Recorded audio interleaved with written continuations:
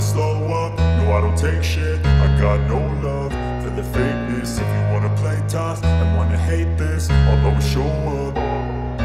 I don't ever slow up, no I don't take shit. I got no love for the fakeness. If you wanna play tough and wanna hate this, I'll always show up and make a statement. I don't ever slow up. Assalamualaikum warahmatullahi wabarakatuh. Masih bersama saya Sukma Laili. Untuk kali ini akan membahas cara membuat buku besar pembantu piutang dagang. Di sini saya menggunakan soal UKK akuntansi tahun 2015, yaitu kasus PT Adijaya. Pelajaran, baiknya kita berdoa dahulu menurut agama dan kepercayaan masing-masing.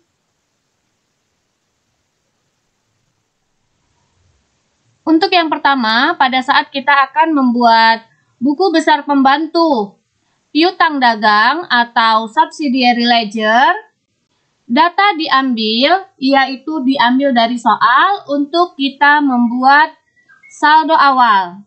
Jadi, untuk membuat subsidiary ledger account receivable atau buku besar pembantu piutang dagang, data diambil dari soal untuk kita mengisi saldo awalnya. Yang pertama, di sini ada buku besar pembantu piutang dagang, ada toko Diana dengan saldo awal. Kita ambil dari soal, di sini sebesar 170.500.000. Maka kita isikan di toko Diana, di sebelah debit di kolom balance dengan jumlah yang sama. Lalu berikutnya ada toko Indah. Toko Indah saldo awal dari soal yaitu sebesar Rp327.800.000. Maka akan kita pindahkan ke toko Indah di kolom balance sebelah debit yang merupakan saldo awal. Lalu yang ketiga ada toko Pesona.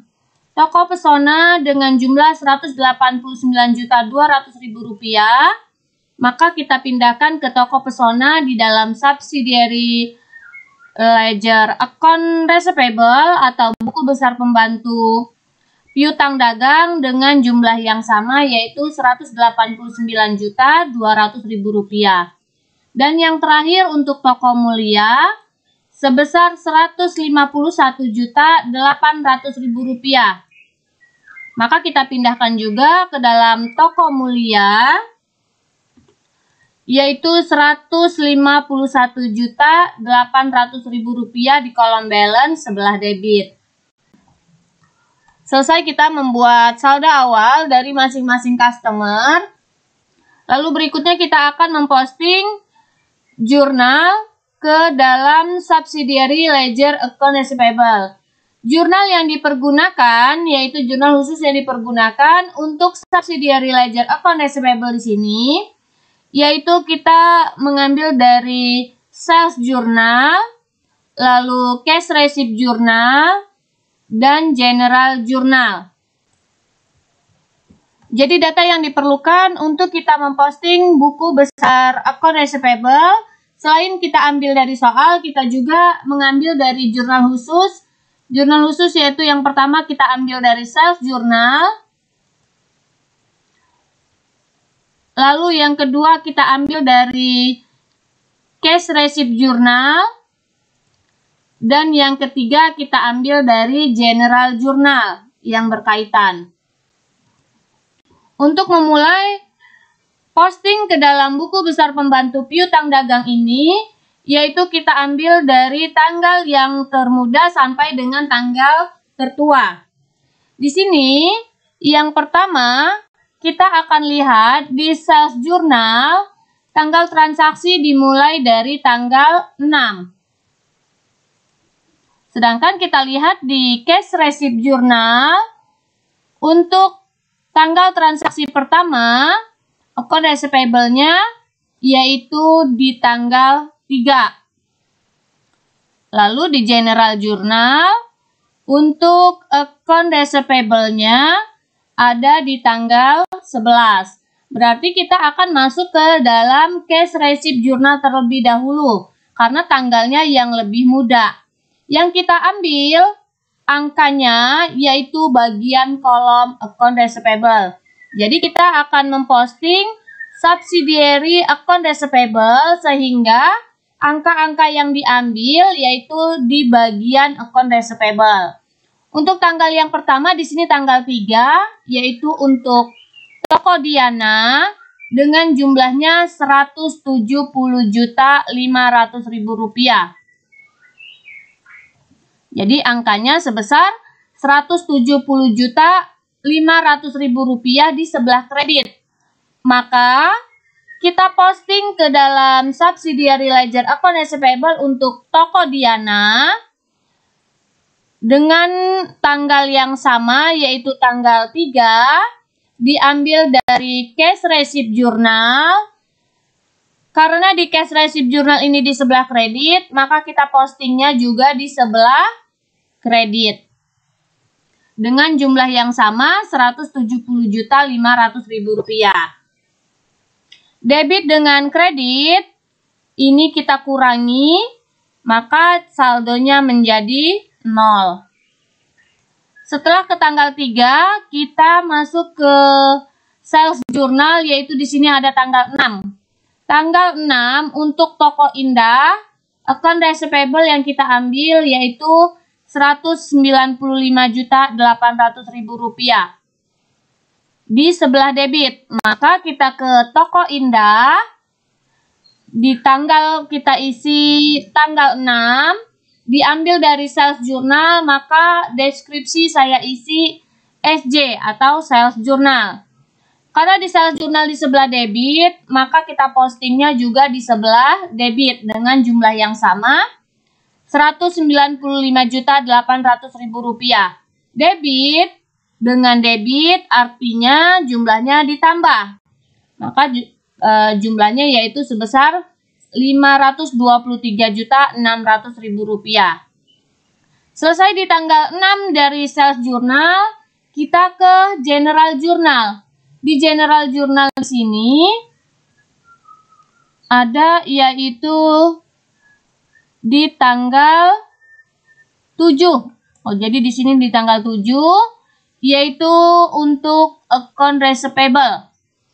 Account receivable-nya di tanggal 7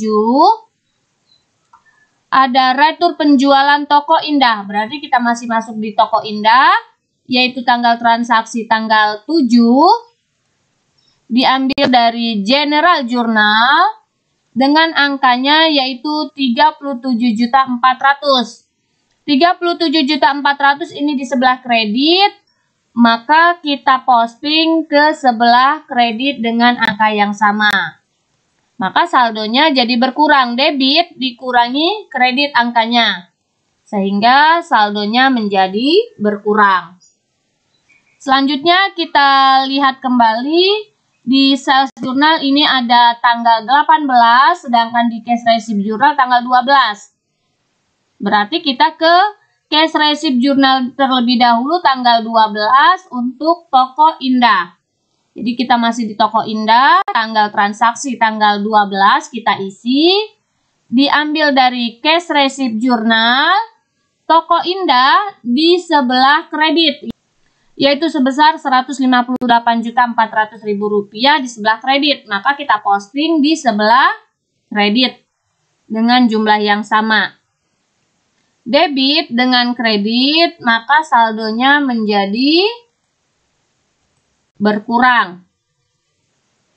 Selesai kita ke tanggal 12, selanjutnya kita lihat untuk toko Indah lagi di tanggal 14.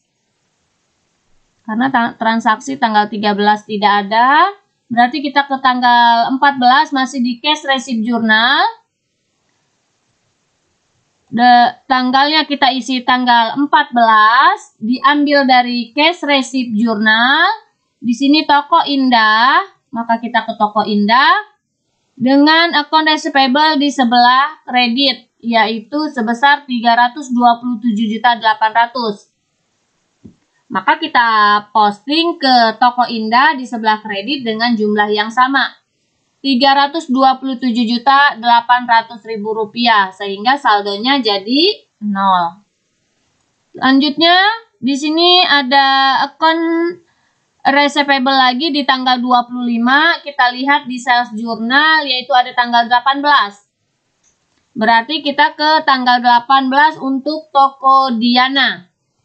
Kita lihat toko Diana tanggal 18 ada diambil dari sales journal, maka deskripsi kita isi sales journal.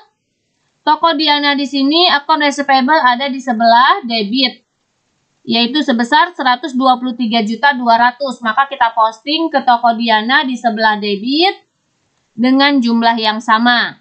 Maka saldonya menjadi bertambah. Lalu berikutnya, setelah dari sales journal, di sales journal ini tanggal 27, kita lihat di cash receipt journal. Cash receipt journal ini tanggal 25. Berarti kita ke tanggal 25 dulu untuk toko Pesona. Maka kita masuk ke toko Pesona. Di sini tanggal kita isi tanggal 25, diambil dari cash receipt journal. Angkanya di sebelah kredit yaitu sebesar Rp189.200.000. Maka kita posting ke toko Pesona di sebelah kredit. Awalnya ada di debit lalu di kredit, maka kita kurangi sehingga saldonya jadi 0. Selesai kita di cash receipt journal, kita lihat kembali di sales journal. Sales journal ada tanggal 27 untuk toko Pesona. Maka kita posting ke toko Pesona, tanggal transaksi kita isi tanggal 27. Diambil dari sales journal. Angkanya di sebelah debit yaitu sebesar Rp308 juta. Maka kita pindahkan di sebelah debit dengan jumlah yang sama. Balance-nya maka saldonya jadi bertambah yaitu Rp308 juta. Selesai semua, kita posting dari jurnal khusus yaitu sales journal, cash receipt journal, dan general journal. Maka selanjutnya kita akan membuat daftar saldo account receivable.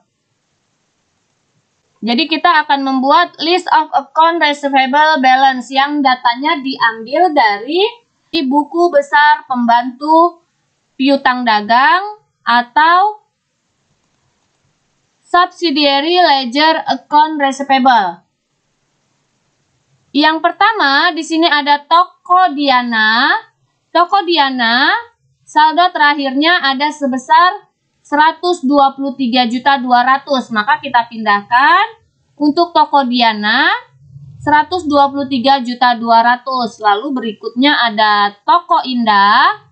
Toko Indah di sini saldonya 0, maka kita kosongkan atau kita beri tanda 0. Lalu untuk berikutnya ada toko Pesona. Kita lihat di toko Pesona saldonya sebesar Rp308 juta. Maka kita pindahkan ke list of account receivable balance dengan jumlah yang sama Rp308 juta.